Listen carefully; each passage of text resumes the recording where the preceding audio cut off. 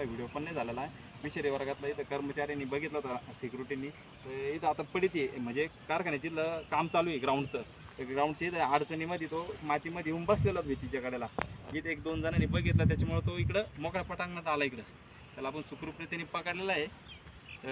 Security लोकांची पण त्यांची पण भयभीत दूर झाली, कारण की बऱ्याचशा वेळेस त्यांना तो दिसलेला गेलेला होता. तर रात्रीच्या वेळेस परत दिवसा पण आज त्याला आपण व्यवस्थित पकडलेलं आहे. काय वेळा त्याला परण्याची दिशेने सोडून देऊ. आणि प्रत्येक कामगाराला आपण सांगत असतो का कुठं पण साईटवर थोडं काळजीपूर्वक, जेणेकरून सर्पदंश होणार नाही.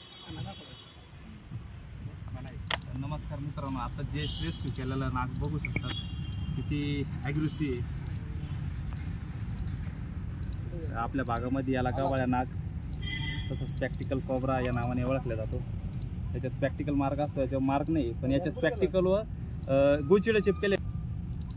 तर प्रत्येक जणाची अंधश्रद्धा असते का नाग दिसला का आवाजावं सॉंगवं येतो बाहेर. तसं काही नसतं. त्याची दिशा जे का ती त्याला जी समोरची जी वस्तू असते त्या वस्तूला तो कॅचअप करत असतो.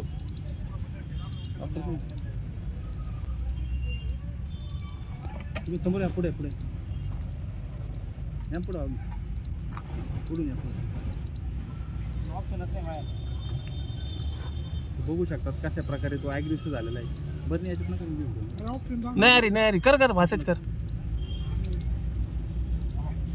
ज्यावेळेस नागाला धोक्याचं चिन्ह वाटतं त्यावेळेस तो त्याचा फाना काढत असतो. बाकी अदर कोणती साप फाना काढत नाही.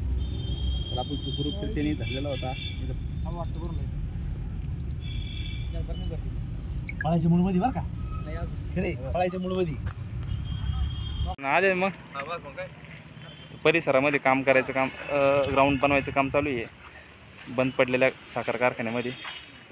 आपण व्यवस्थित त्या नागाला पकडलेलं आहे.